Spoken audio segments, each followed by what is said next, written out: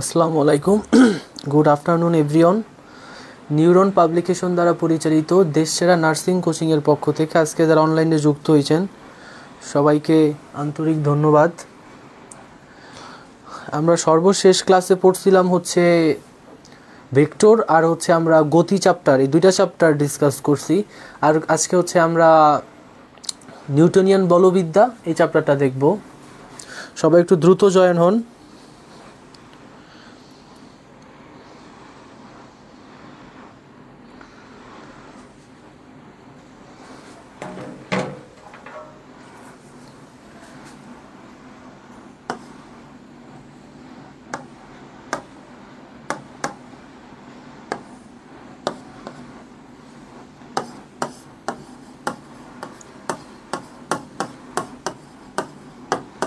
Newtonian বলবিদ্যা, দেখুন Newtonian বলবিদ্যা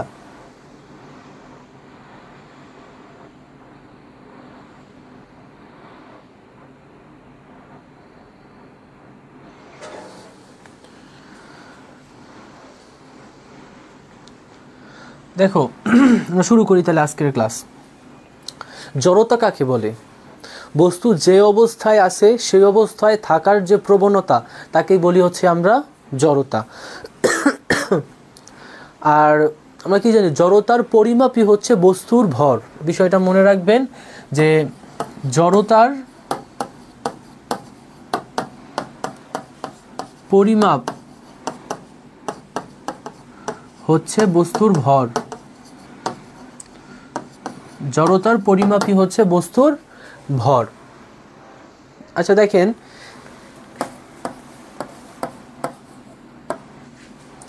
বল কাকে বলে? ফার্স্টে যদি আমরা এক্সপ্লেন করি, বলটা কাকে বলবো? যা স্থির বস্তুর উপর ক্রিয়া করে স্থির বস্তুকে গতিশীল করে এবং গতিশীল বস্তুর উপর ক্রিয়া করে গতিশীল বস্তুকে স্থির করে, তাকে কি বলবো আমরা? বল।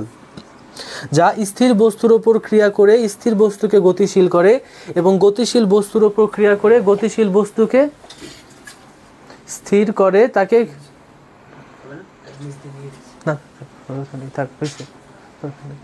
তাকে বল বলে। আমরা বলের একক কি জানি? বলের একক হচ্ছে নিউটন। এছাড়া বলের একক যদি, এটা তো নিউটন তো বলের এসআই একক। এছাড়া আমরা জানি এফ ইকুয়ালস এম এ। সেই ক্ষেত্রে যদি এটার একক লিখতে যাই আমরা, তে এমটা তো ভর, এখানে ভরটা কি জানি আমরা? কেজি। এবং এটা হচ্ছে metre per second square. Metre per second square মনে রাখবা যে নিউটনও থাকতে পারে, এছাড়া থাকতে পারে হচ্ছে KG, metre per second square. যদি লিখি এটা আমার মাত্রা কি হবে? মাত্রা হবে হচ্ছে আমাদের ml t inverse 2, ml t inverse 2। এ হচ্ছে আমাদের বল, এ হচ্ছে আমাদের বল। সবাই একটু কমেন্ট বক্সে লেখো তো বল কত প্রকার? সবাই একটু লেখো তো বল কত প্রকার?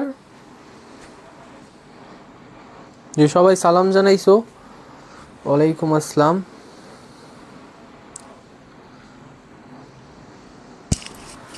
জি সবাই একটু বলো তো বল কত প্রকার? আমরা জানি হচ্ছে বল হচ্ছে 4 প্রকার। মনে রাখবা বল হচ্ছে 4 প্রকার। এক নম্বরে কি? এক নম্বর হচ্ছে মহাকর্ষ বল। এক নম্বর হচ্ছে মহাকর্ষ বল। মহাকর্ষ বল কি? মহাকর্ষ বল হচ্ছে যে মহাবিশ্বের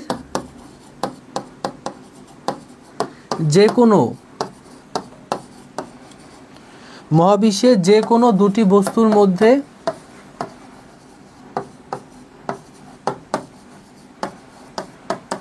বিদ্যমান বল। তো মহাবিশ্বের যে কোনো দুটি বস্তুর মধ্যে বিদ্যমান বলকে আমরা বলবো হচ্ছে মহাকর্ষ বল। এখন এটা মহাকর্ষ বল হচ্ছে সবচেয়ে দুর্বল বল। মনে রাখবা মহাকর্ষ বল হচ্ছে সবচেয়ে দুর্বল বল। এর পাল্লা অসীম, এর পাল্লা হচ্ছে অসীম। আর মোস্ট ইম্পর্টেন্ট যেটা, সেটা হচ্ছে গ্রাভিটন কণার, মনে রাখবা যে গ্রাভিটন কণার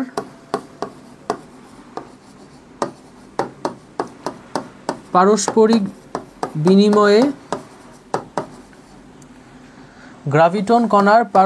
বিনিময়ে এ বল ক্রিয়া করে। এ হচ্ছে আমাদের মহাকর্ষ বল।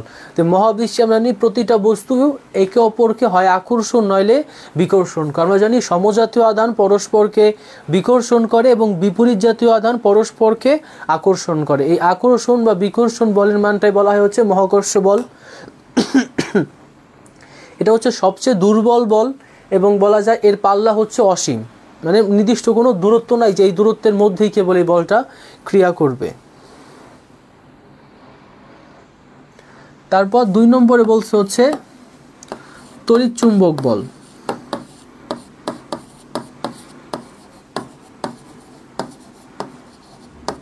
তড়িৎ চুম্বক বলটা কি, যে একে বলা যায় যে দুটি আহিত কণা অথবা চৌম্বকের মধ্যে বিদ্যমান বল, চৌম্বকের মধ্যে বিদ্যমান বল হচ্ছে আহিত কণা ও চৌম্বকের মধ্যে বিদ্যমান বলকে তড়িৎচুম্বক বল বলে। 2 নম্বর দিয়ে লেখা যায় যে একইভাবে এর পাল্লা অসীম।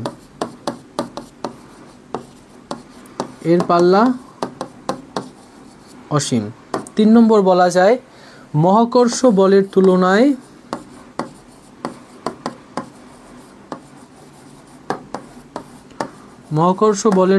এটি 10 to the power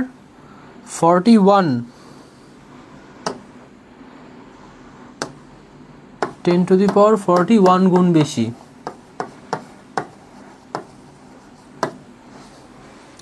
সর্বশেষ হচ্ছে ফোটন কণার। আগেটা কি ছিল আমাদের? আগেটা ছিল হচ্ছে গ্রাভিটন, আর এটা হচ্ছে ফোটন। ফোটন কি জানি আমরা? ফোটন হচ্ছে আমরা জানি চার্জহীন আর হচ্ছে ভরহীন। ফোটন কণার বিনিময় আগেরটার মতো। ফোটন কণার পারস্পরিক বিনিময়ে মূলত কি হবে? এই তড়িৎচুম্বক বলটা ক্রিয়া করবে। এই ছিল হচ্ছে আমাদের তড়িৎচুম্বক বল। তারপর 3 সবল নিউক্লিয় বল।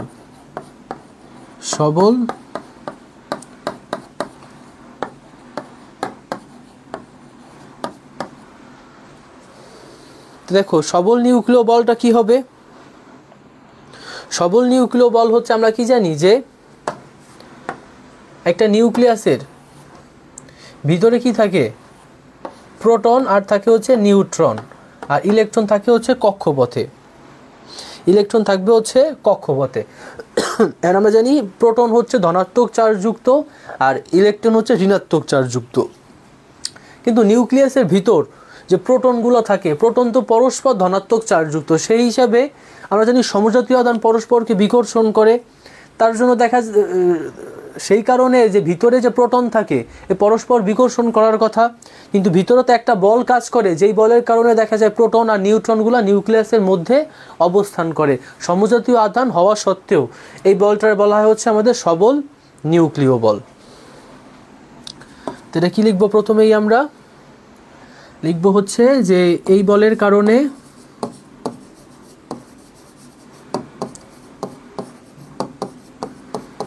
কারণে নিউক্লিয়াসের মধ্যে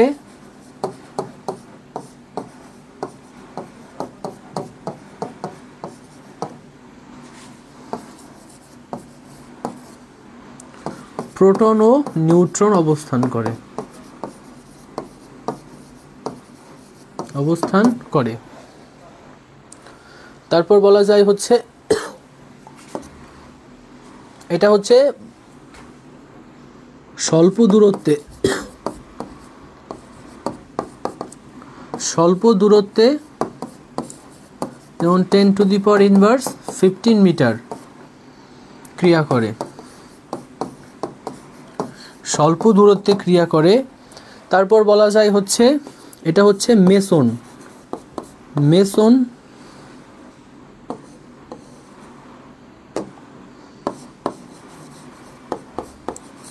মেসন নামক কণার, মেসন নামক কণার পারস্পরিক বিনিময়ে কি হবে আমাদের এই সবল নিউক্লিয় বল হয়। মনে রাখবা যে 1 সেন্টিমিটার ইকুয়ালস হচ্ছে 10⁻⁻² মিটার, 1 মিলিমিটার ইকুয়ালস 10⁻⁻³ 1 মাইক্রোমিটার 10⁻⁶, এটা কিন্তু সব মিটারে। 1 nanometre equals 10⁻⁹, 1 angstrom equals 10⁻⁻10, 1 picometer equals 10⁻⁻12, আর হচ্ছে 1 femtometer FM equals 10⁻⁻15, 10⁻⁻15।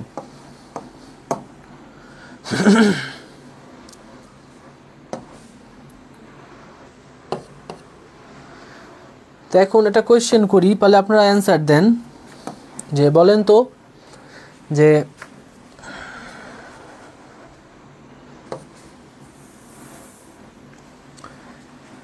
1 angstrom equals কত সেন্টিমিটার?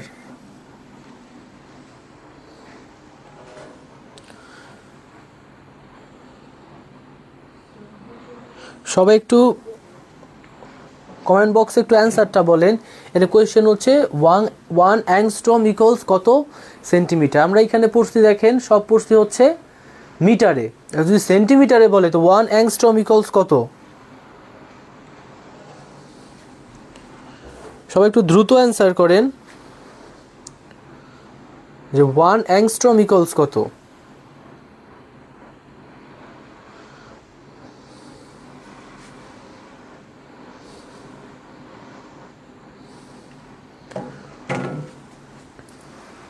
দেখো আমরা সর্বশেষ পড়ছি হচ্ছে সবল নিউক্লিয় বল। তোমরা অ্যান্সার বলো যে কত হবে। এখন আমরা 4-এ পড়ব হচ্ছে দুর্বল নিউক্লিয় বল। দুর্বল নিউক্লিয় বল। দুর্বল নিউক্লিয় বল কি? দুর্বল নিউক্লিয় বলের যে কণাটা কাজ করে দুইটার মাঝে, সেটা হচ্ছে নিউট্রিনো নামক কণা।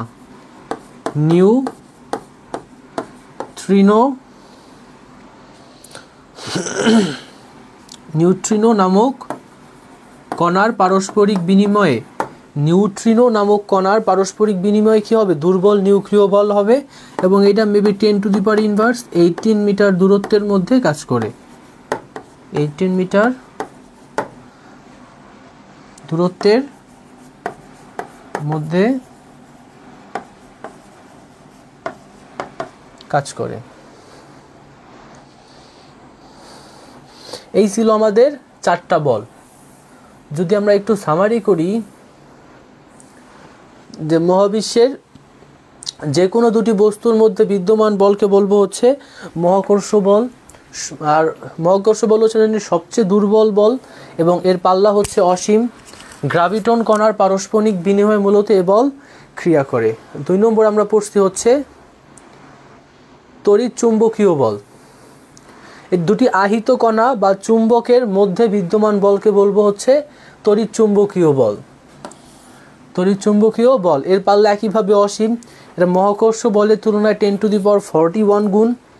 তারপর আছে হচ্ছে ফোটন কণার পারস্পরিক বিনিময়ে তড়িৎ চুম্বকীয়। ফোটন জানি হচ্ছে চার্জহীন এবং ভরহীন। তারপরে আছে হচ্ছে সবল নিউক্লিয় বল।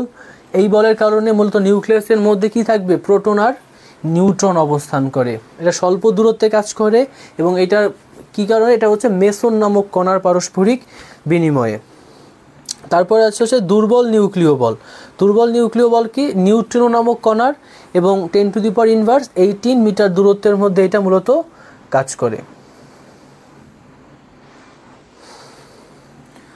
এখন আমরা বলি ভরবেগ। ভরবেগ, ভরবেগ কি আমরা জানি, ভর ও বেগের গুণফলকে কি বলা হয়? মনে রাখবা, ভর ও বেগের গুণফলকে বলা হয় হচ্ছে ভরবেগ। ভরবেগকে পি দ্বারা প্রকাশ করা হয়। পি ইকুয়ালস ভর গুণ বেগ, তাহলে কি হবে? P into MV. P into MV. এর একক কি হবে? ভরবেগের একক কেজি মিটার পার সেকেন্ড। মনে রাখবা, ভরবেগের একক হচ্ছে কেজি মিটার পার সেকেন্ড। এর মাত্রা,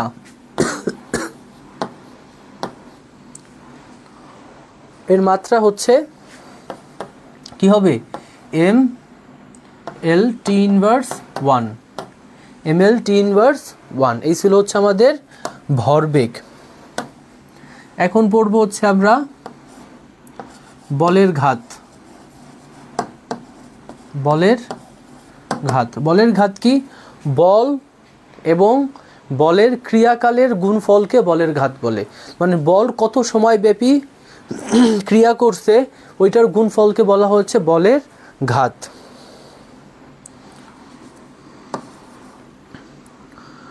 বল ও বলের ক্রিয়াকালের গুণফলকে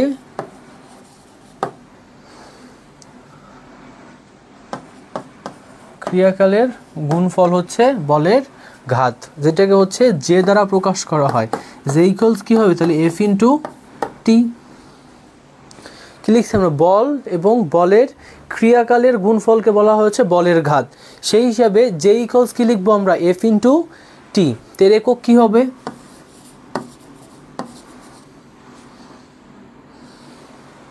তো দেখো এর একক কি হবে? এর একক হবে হচ্ছে নিউটন সেকেন্ড।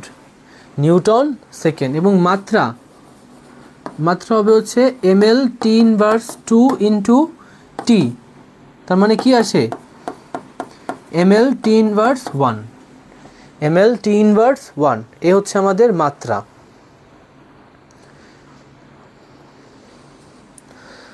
তারপরে আছে ঘাত বল। ঘাত বল। ঘাত বলটা কি? ঘাত বল হচ্ছে যে বল খুবই অল্প সময়ের মধ্যে ক্রিয়াশীল হয়। যে বল খুবই অল্প সময়ের মধ্যে ক্রিয়াশীল হয়। যেমন আমরা যখন ক্রিকেট খেলি তখন ব্যাটের সাথে বলটা কিন্তু খুবই অল্প সময়ের জন্য লাগে। এই ধরনের বলকে বলা হয় হচ্ছে আমাদের ঘাত বল।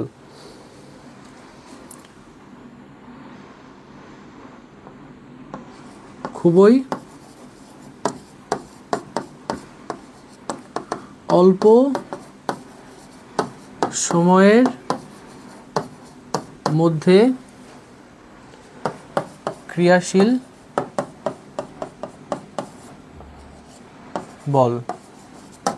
খুবই অল্প সময়ের মধ্যে ক্রিয়াশীল বলকে আমরা বলবো হচ্ছে ঘাত বল। এই হচ্ছে আমাদের বলের ঘাত আর হচ্ছে ঘাত বল। এখন আমরা শিখব হচ্ছে যে নিউটনের সূত্র কয়টা বলো তো? নিউটনের সূত্র বলো তো, নিউটনের সূত্র কয়টা? নিউটনের সূত্র, প্রথম সূত্র আমরা জানি। প্রথম সূত্রকে বলা হয় হচ্ছে, কিসের সূত্র বলা হয় প্রথম সূত্রকে? জড়তার সূত্র বলা হয়। প্রথম সূত্রকে বলা হয় হচ্ছে আমাদের জড়তার সূত্র। প্রথম সূত্র কি বলছে? যে বাহ্যিক বল প্রয়োগ না করলে স্থির বস্তু স্থির থাকবে এবং গতিশীল বস্তু নিজ গতিতে চলতে থাকবে। এটারে বলা হয় হচ্ছে আমাদের জড়তার সূত্র। এই ছিল হচ্ছে আমাদের প্রথম সূত্র। এরপর হচ্ছে দ্বিতীয় সূত্র।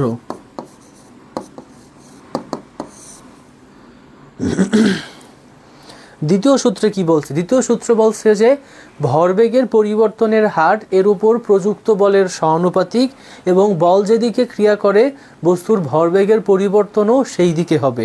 কি বলছে? ভরবেগের পরিবর্তনের হার এর উপর প্রযুক্ত বলের সমানুপাতিক।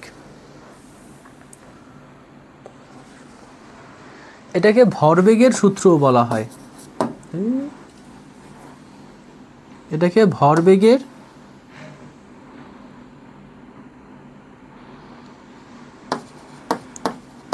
ভরবেগের সূত্র বলা হয়।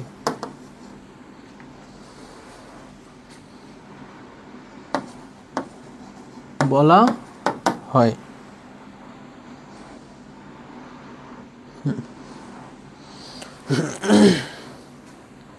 জি জি, সবাই তিনটা লিখছেন, গুড। তো ভরবেগের সূত্র কি বলছি আমরা, যে ভরবেগের পরিবর্তনের হার, তো এমভি মাইনাস কি হবে আমাদের এমইউ। আর মনে রাখবা যেইখানে হার শব্দটা থাকবে ওইখানে হচ্ছে সময় দ্বারা ভাগ করা থাকবে। তো এমভি মাইনাস এমইউ বাই কি লিখবো আমরা, টি। এটা কার সমানুপাতিক, বলের সমানুপাতিক। এখন এটা একটু এইভাবে লেখা যায়, এটা এম কমন নিলে কি হবে, V minus U by T. আমরা কি জানি, V minus U by T equals হচ্ছে এ। তো এফ ইকলস যাবে হচ্ছে আমাদের এম এ, এফ ইকলস হচ্ছে এম এ। সমানুপাতিক করে ধ্রুবক আসে, ধ্রুবকটা কে লেখা লাগে না, তো এফ ইকলস হয় হচ্ছে আমাদের এম এ। এই সূত্র দ্বারা কি কি পাওয়া যায়, বলা যায় এই সূত্রের সাহায্যে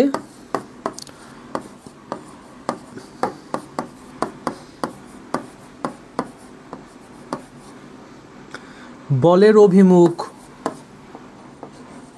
বলের অভিমুখ, তারপর বলের প্রকৃতি,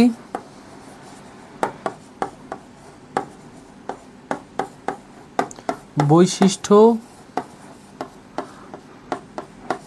ইত্যাদি জানা যায়। তো এই সূত্রের সাহায্যে মূলত বলের অভিমুখ, তারপর হচ্ছে বলের প্রকৃতি এবং তার বৈশিষ্ট্য সম্পর্কে জানা যায়। এই ছিল হচ্ছে আমাদের দ্বিতীয় সূত্র। আর তৃতীয় সূত্রটা কি হবে, আমরা জানি কি, তৃতীয় সূত্রটা হবে যে প্রত্যেক ক্রিয়ার সমান এবং বিপরীত প্রতিক্রিয়া থাকে। সবাই পরিচিত সূত্রের সাথে প্রত্যেক ক্রিয়ার সমান এবং বিপরীত কি থাকবে, তার প্রতিক্রিয়া থাকবে। সেই হিসাবে লেখা যায় হচ্ছে এফ ইকলস মাইনাস এফ, কি লেখা যাবে, এফ ইকলস মাইনাস এফ। দেখো দুইটা বল কি পরস্পর সমান কিন্তু একটার কি বিপরীত। কিছু এক্সাম্পল লাগবে কিন্তু, যে তৃতীয় সূত্রের 1 নম্বর কি হবে, মানুষের হাঁটা চলা। 1 নম্বর হবে হচ্ছে মানুষের হাঁটা চলা। 2 নম্বরে বলা হবে হচ্ছে পাখির উড্ডয়ন,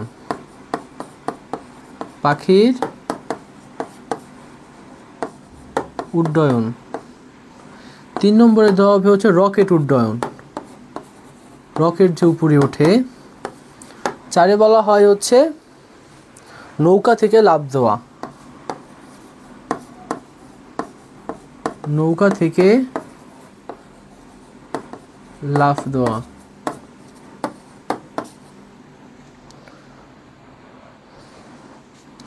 5 বলা হয় হচ্ছে বন্দুক থেকে গুলি ছোড়া,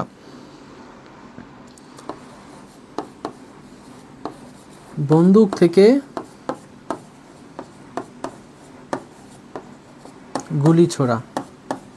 এগুলো সব কিছুই হচ্ছে কিসের উদাহরণ, আমাদের এই নিউটনের তৃতীয় সূত্রের উদাহরণ। মানুষের হাঁটা চলা, পাখির উড্ডয়ন। মানুষের হাঁটা চলা যেমন পিচ্ছিল মাটিতে কিন্তু আমরা হাঁটতে পারি না, কারণ পিচ্ছিল মাটিতে যতটুকু আমরা ক্রিয়া বল দেই মাটি কিন্তু তার প্রতিক্রিয়া বল আমাদের দিতে পারে না, যার ফলে কি হয়, পিচ্ছিল জায়গায় আমরা হাঁটতে পারি না। পাখির উড্ডয়ন, পাখি বাতাসে যে ক্রিয়া বল দেবে, বাতাস কি উল্টা সাইডে তার প্রতিক্রিয়া বল দেবে, যার ফলে কি পাখি সামনে আগায়। একইভাবে বলা যায় রকেটের উড্ডয়ন, নৌকা থেকে লাফ দেওয়া, তারপর বলছে হচ্ছে আমাদের বন্দুক থেকে গুলি ছোড়া। সবগুলোই কি হবে, আমাদের এই নিউটনের তৃতীয় সূত্রের এক্সাম্পল। তারপরে আমরা ডিসকাস করি হচ্ছে ভরবেগের সংরক্ষণ সূত্র।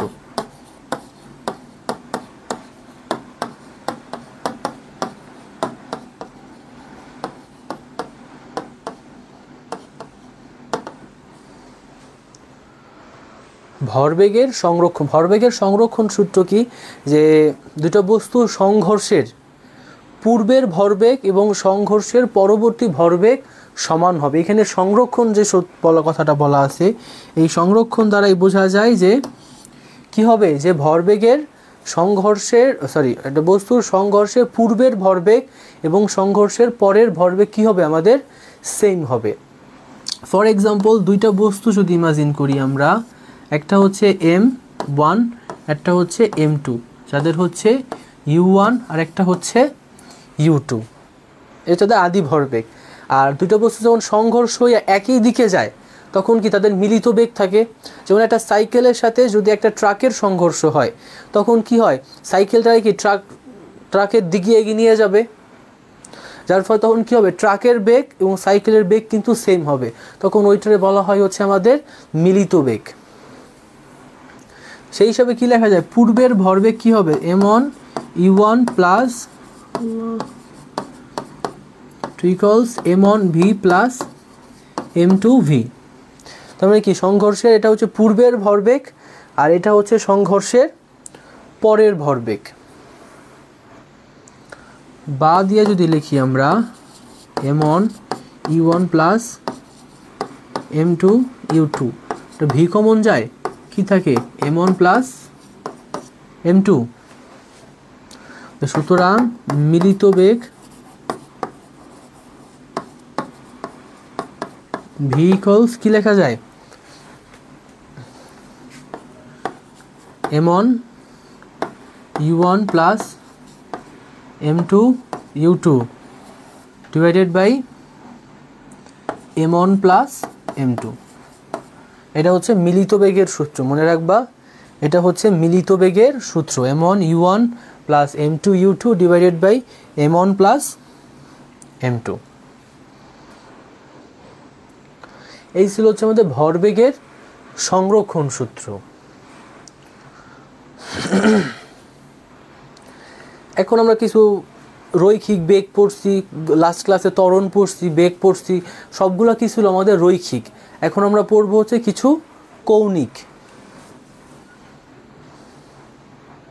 প্রথম বলি হচ্ছে কৌণিক বেগ।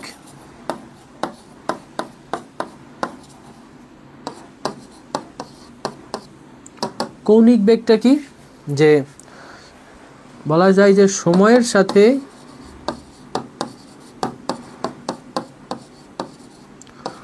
কৌণিক সরণের হারকে কৌণিক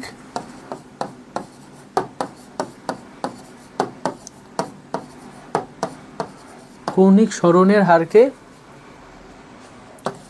কৌণিক বেগ বলে।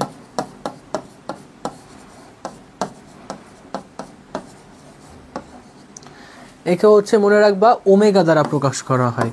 তো ওমেগা হবে থিটা বাই টি, যেখানে থিটা হচ্ছে কৌণিক সরণ,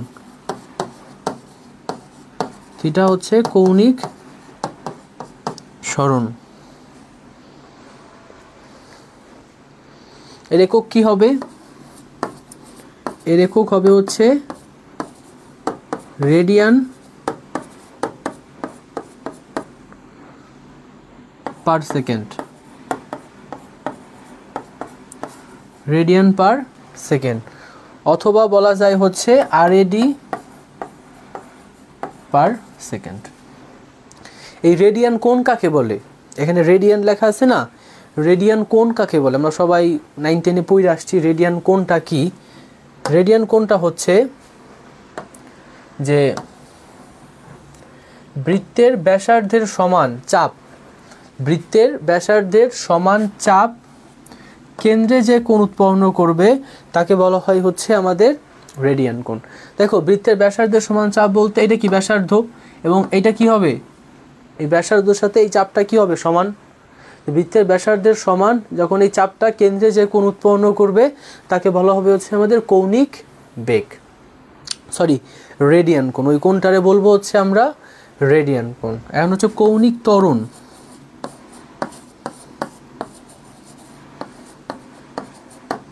কৌণিক ত্বরণ কি,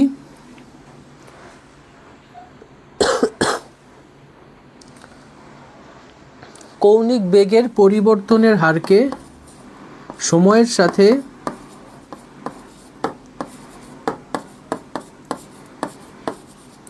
বলা যায় যে সময়ের সাথে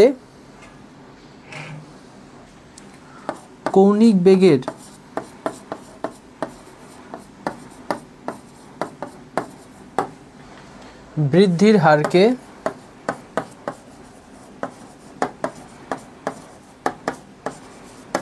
বৃদ্ধির হারকে কৌণিক ত্বরণ বলে।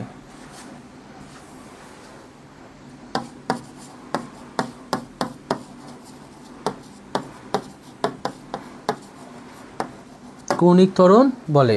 একে আলফা দ্বারা প্রকাশ করা হয়। আলফায় কি হচ্ছে W/T। আর একক কি হবে? একক হবে হচ্ছে radian per second square. Radian পার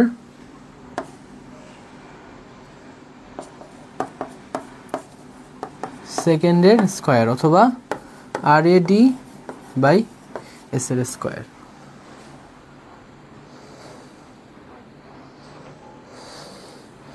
এই ছিল হচ্ছে আমাদের নিউটনিয়ান বলবিদ্যা।